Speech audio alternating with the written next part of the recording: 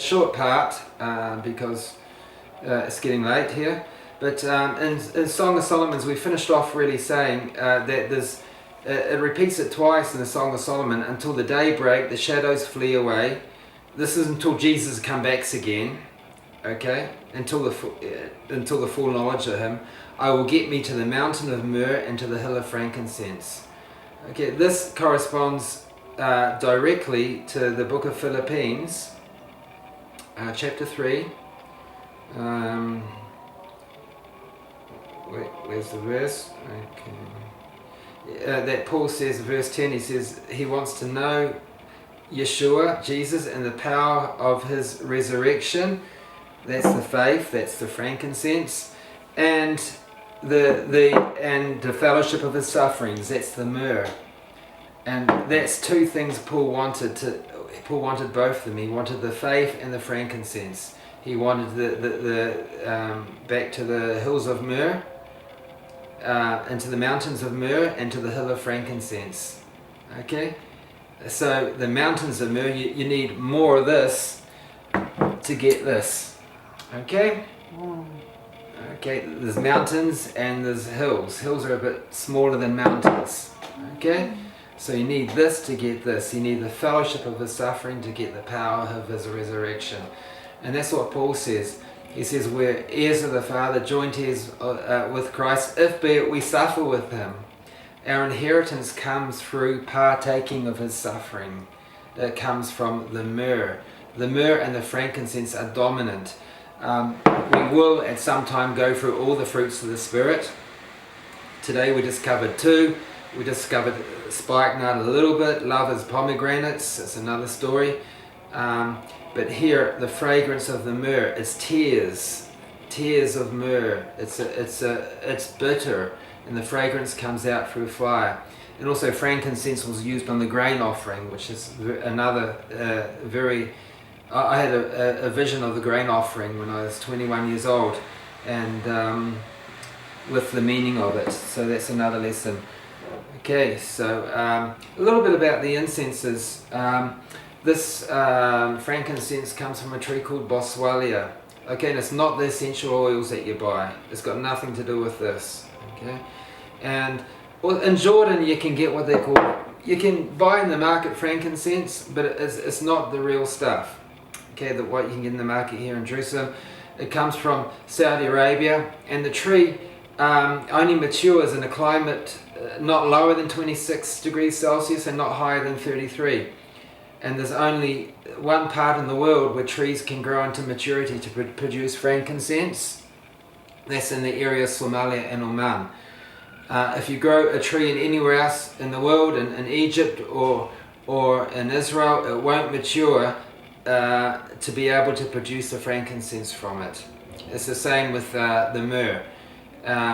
So they do grow the frankincense tree, but in Jordan, but it comes out slightly deformed, as you see. It doesn't come out the real stuff into the maturity where you can make oil out of it. Okay? So the tree of frankincense is Boswellia, and the tree of myrrh is Balsam onendron. Okay, and you have to cut the tree for the sap. Okay, so the sap is actually repels insects, because the trees have within the sap compounds within the sap to protect it from insects and animals.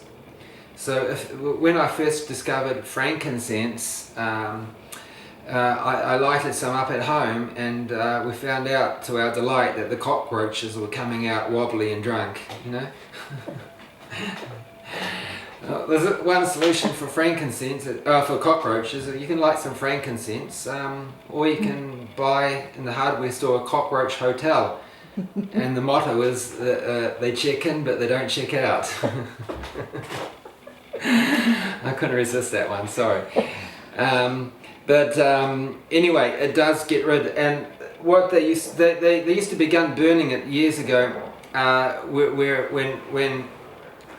when they were burying someone and when their body was laid and the body was decaying. And here all around Jerusalem, we have 164 graves from the first temple period.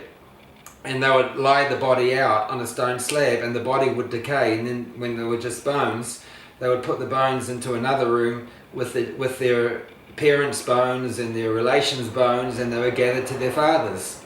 Hence the expression, he was gathered to his fathers. And but their relations, you would always bury the dead not too far away, so you would lose a connection with them, and not too close, so they make you sick. So but when you visited them, you would burn this incense because it would cleanse the air and you wouldn't get sick. It would just take away the germs. So if you want to be flu free, you can burn that in your home in the evenings, but it's very hard to get the real stuff. The frankincense, the myrrh, Queen Esther had 6 months treatment of the oil of myrrh, which is suffering without retaliating. So if there's anyone here that's feeling called to be intercessors, it's very nice to bath in the real myrrh because the fragrance is pleasant, but it's very unpleasant to go for actually the preparation, being a member of the body of Christ and suffering without retaliating, because this is what equips you of becoming an intercessor. You have to have 6 months of this treatment, or you have a bit of this treatment. So here you go, you intercessors. Have some myrrh.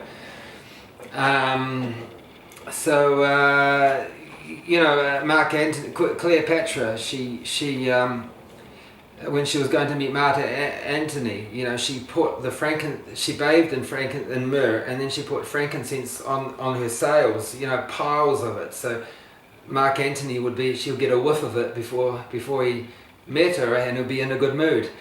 So when she actually met him, she wanted to buy the a spice orchard near Ein Gedi. That was one of her requests from him. But anyway, this stuff was very expensive. Half a kilo of this stuff was 50 denarii, which is about $5,000. Okay, so I'm holding in my hand, which would be equivalent in those days, $5,000.